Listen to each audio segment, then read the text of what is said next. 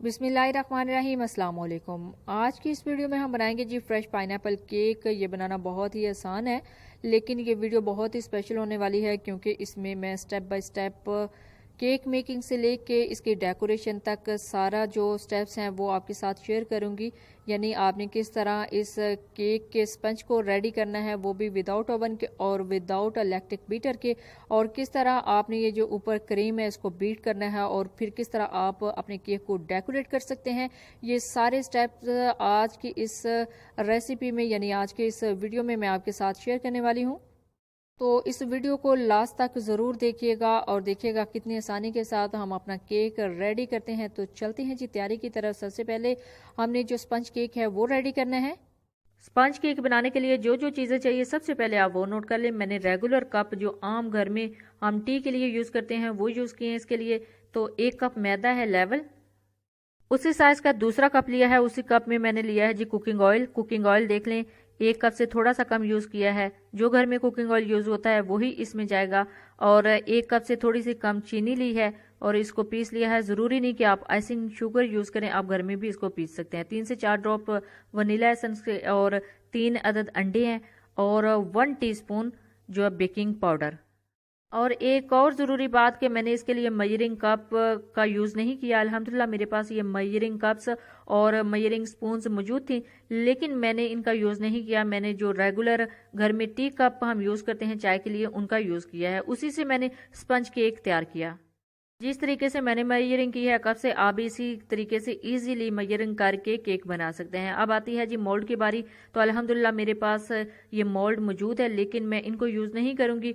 इसके अलावा जो घर में एक और मोल्ड मैंने रखा हुआ है केक बनाने के लिए, इसको यूज़ करूँगी। ये एल्यूमिनियम का मोल्ड है, इससे बेस्ट हमारा केक बन जाएगा। मोल्ड को तैयार करने के लिए इसके नीचे बटर पेपर भी मैं नहीं लगाऊंगी। आज मैं दूसरा तरीका आपको सिखाऊंगी कि बटर पेपर अगर आपके पास मौजूद नहीं है तो आप किस तरह केक बना सकते हैं। हैं केक की तैयारी की तरफ। तो एक मैंने बाउल लिया है, उसके अंदर ये स्टेनर रख लिया है, उसके अंदर मैदा और जो बेकिंग पाउडर है उसको डालना है और इनको स्टेन करना है यानी छानना है। अगर आपके पास छाननी या स्टेनर मौजूद नहीं है तो आप इन दोनों चीज़ों को एक बाउल में डाल के अच्छे से चम्मच की मदद से भी मिक्स कर सकते हैं। अल्हम्दुलिल्लाह हमारा जो मैदा और हमारा बेकिंग पाउडर अच्छे से मिक्स हो गया। अब इसको बीटर की मदद से मैं मिक्स करूँगी। मिक्स करने के बाद इनको एक साइड पे रखेंगे और चलते हैं जी बैटर की तैयारी की तरफ। तो उसके लिए मैंने लिया है एक ब्लेंडर। ब्लेंडर में 3 अदद अंडे डाल देने हैं। अंडे डालने के बाद इसके अंदर जाएगा जी cooking oil. Cooking oil add करने के बाद इसके अंदर जाएगी जी चीनी। अब इन तीनों चीज़ों को अच्छे से ब्लेंड करना है 1 से 2 मिनट के लिए। 1 से 2 मिनट के लिए ब्लेंड करेंगे तो ये बैटर स्मूथ सा बैटर तैयार हो जाएगा। अल्हम्दुलिल्लाह बैटर तैयार हो चुका है। अब इसके अंदर चंद कतरे वनीला एसेंस डाल के इसको एक मरतबा फिर ब्लेंड कर लेना है। 1 से 2 मिनट के लिए अच्छे से इनको ब्लेंड करना है। जब सारी चीज़ें अच्छे से यकजान हो जाएंगी तो फिर ब्लेंडर में जितना भी बैटर है वो सारा का सारा आपने डाल देना है बाउल के अंदर।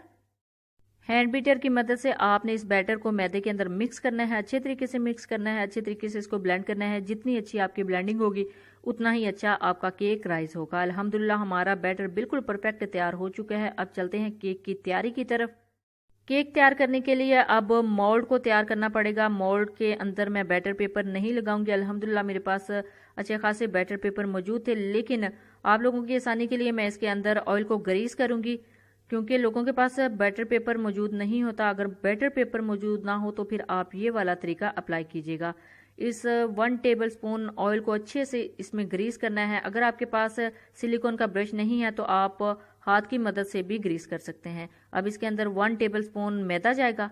मैदा डस्ट करने के बाद अच्छे तरीके से सारे बाउल में इसको फैला लेंगे। अल्हम्दुलिल्लाह जी हमारा मोल्ड बिल्कुल परफेक्ट तैयार हो चुका है। अब सारे बैटर को इसके अंदर ऐड करेंगे और ऐड करने के बाद इसको बेकिंग के लिए रखेंगे। ऐड करने के बाद इसका एक ज़रूरी स्टेप है वो आपने ज़रूर करना है। जब ये पूरा ऐड हो जाएगा तो इसको अच्छे तरीके से टैप करना है, यानी इस बाउल को 2 से 3 मरतबा टैप करना है ताकि इसके अंदर जो एयर बबल्स बन जाते हैं वो ना बने। चलते हैं बेकिंग की तरफ। तो इसको पतीले में मैंने बेक करना है। तो इसके लिए एक खुले मुंह वाला पतीला लिया है, उसके अंदर स्टैंड रखा है। एक ज़रूरी बात आपको बता दूं कि इसको मैंने प्री हीट बिल्कुल भी नहीं किया। ये देखें आपके सामने मैंने इसको टच किया है, इसको प्री हीट नहीं किया। इसके अंदर स्टैंड रखा है और उसके ऊपर बाउल रख दिया है यानी मोल्ड रख दिया है। इसको कवर कर देंगे 30 से 40 मिनट के लिए। 30 से 40 मिनट बाद अल्हम्दुलिल्लाह हमारा केक बिल्कुल परफेक्ट तैयार हो चुका है। इसको चेक करने का एक ही तरीका है कि कोई भी पिक लेके इसके अंदर एंटर करें और देखें कि जब पिक बाहर निकलेगी तो बिल्कुल साफ होनी चाहिए। अगर पिक के साथ थोड़ा सा भी बैटर लगा हो तो इसका मतलब हमारा केक अभी कच्चा है, लेकिन अल्हम्दुलिल्लाह हमारा केक बिल्कुल परफेक्ट तैयार हो चुका है। अब इसको बाहर निकाला है, लेकिन 5 से 10 मिनट के लिए मैंने ऐसे ही रख दिया है ताकि ये थोड़ा सा ठंडा हो जाए। ठंडा होने के बाद इसको डिश आउट करेंगे। जितनी देर में हमारा स्पंज केक ठंडा होता है उतनी देर में हम अपनी जो क्रीम है उसको व्हिप कर लेते हैं, यानी रेडी कर लेते हैं। उसके लिए मैंने लिया है अपना यहाँ पे all in one food processor. इसकी जो रिव्यू है इस मशीन का वो मैं पहले ही आपके साथ शेयर कर चुकी हूँ, हमारे इसी चैनल से आपको मिल जाएगी।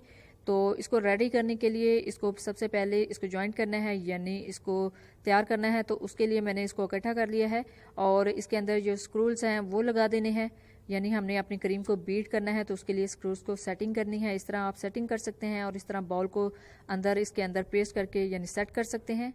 मशीन की सेटिंग के बाद इसके अंदर जाएगी जी व्हिप्ड क्रीम। यहाँ पे मैंने व्हिप्ड क्रीम ली है। ये वो व्हिप्ड क्रीम है जिसे हम केक की जो क्रीम है टॉपिंग के लिए वो तैयार करते हैं। ये आम क्रीम नहीं है, ये व्हिप्ड क्रीम है।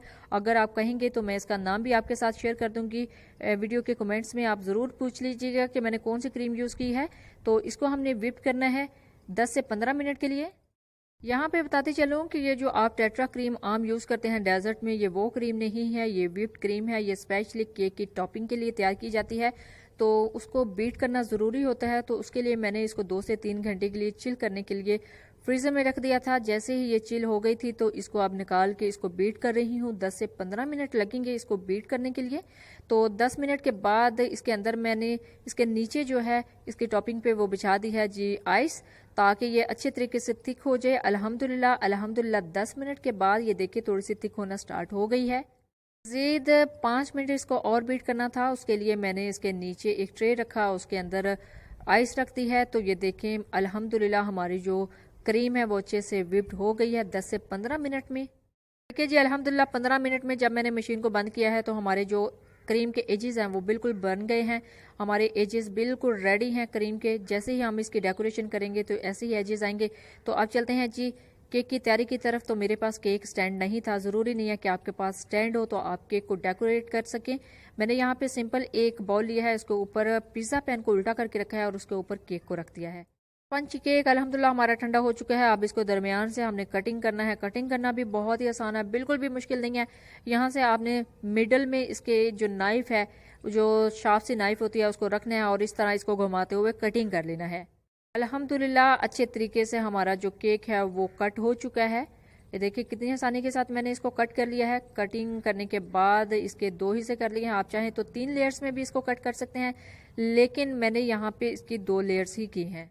इसके फाइनल प्रेजेंटेशन के लिए इसको ट्रांसफ़र करेंगे अपनी एक प्लेट के अंदर, जिसके अंदर हमने इसको डेकोरेट करना है। और इसको प्लेट के अंदर रखने के बाद इस लेयर को इसके ऊपर हमने लगा देना है जी जो पाइनएप्पल जूस है वो। इजीली आप चम्मच की मदद से इसके ऊपर फैला सकते हैं पाइनएप्पल जूस। तो ये देखें कितनी आसानी के साथ, ताकि ये जो केक है ये इसको सॉक अच्छे से कर ले और हमारा जो केक है बहुत सॉफ्ट बने। अब इसके ऊपर इजीली जो क्रीम है वो लगा देंगे, सेट कर देंगे। थोड़ी सी क्वांटिटी में इसके ऊपर फैलाने के बाद, यानी इस तरह फैलाने के बाद देखें कितना आसान है, बिल्कुल भी मुश्किल नहीं है। इसके ऊपर फैलाने के बाद अब इसके ऊपर हम सेट करेंगे जी अपने जो पाइनएप्पल के चंक्स है। ये थोड़ी सी बड़ी क्वांटिटी में उन्होंने कटिंग किए हुए थे, बड़ी साइज़ में, लेकिन मैंने उसको बारीक कटिंग कर लिया है।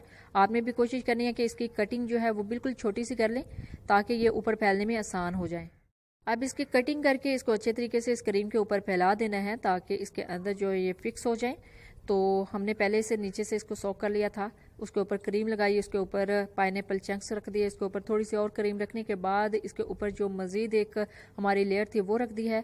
अब इसको मज़ीद इसके ऊपर जो हमारा जो पाइनएप्पल जूस था वो बचा हुआ है वो लगा देंगे। इससे पहली लेयर के ऊपर लगाया था सेम ऐसे ही हमने लगाना है ताकि ये हमारा जो केक है वो अच्छे से सॉक कर ले।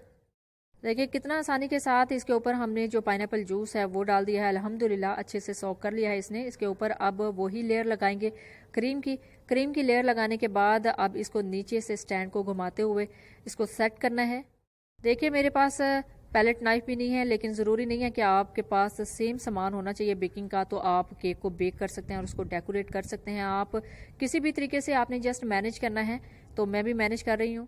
अब इसी तरह आसानी के साथ सारे स्पंज केक को कवर कर देना है क्रीम के साथ। अल्हम्दुलिल्लाह हमारा जो केक है वो कवर हो चुका है क्रीम के साथ। तो यहाँ पे एक पाइपिंग बैग लिया है, पाइपिंग बैग के अंदर नोज़ल डाली है, स्टार नोज़ल, और उसको आगे से कट कर लेना है ताकि नोज़ल थोड़ी सी बाहर आ जाए। तो नोज़ल के अंदर हमने क्रीम को फिल कर लेना है, जो एक्स्ट्रा क्रीम रखी हुई थी, ताकि इसकी जो डेकोरेशन है वो कर सकें।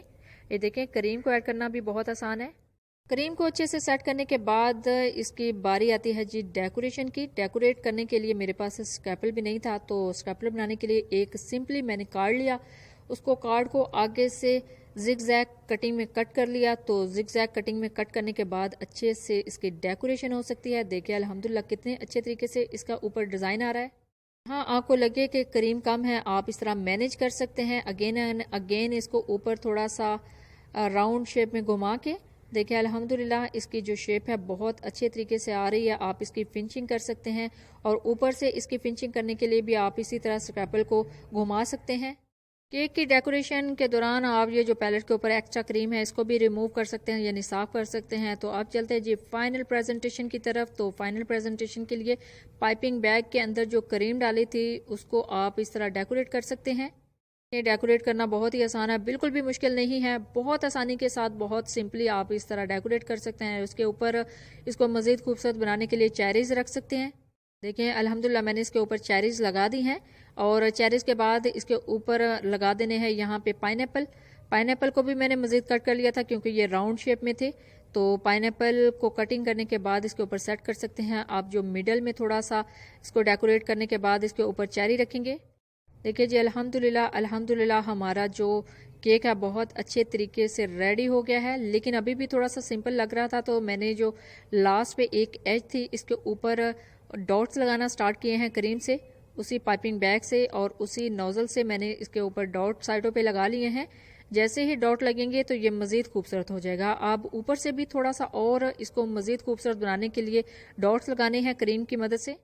जैसे ही ऊपर आप डॉट लगाते जाएंगे देखें कितना खूबसूरत इसकी डेकोरेशन हो जाएगी। कंप्लीट हमारी जो लुक है इस केक की वो आ जाएगी। ये देखें डॉट लगाना भी बहुत ही आसान है, बिल्कुल भी मुश्किल नहीं है।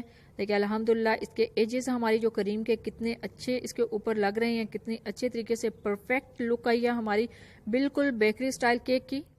अल्हम्दुलिल्लाह अल्हम्दुलिल्लाह हमने अपने केक को रेडी किया है बगैर टूल्स के। देखिए हमारे पास बेकिंग आइटम्स भी नहीं थी, लेकिन फिर भी हमने इसको बहुत अच्छे तरीके से डेकोरेट भी किया है और इसको बहुत अच्छे तरीके से सैम्बल भी किया है, बहुत अच्छे तरीके से बनाया भी है।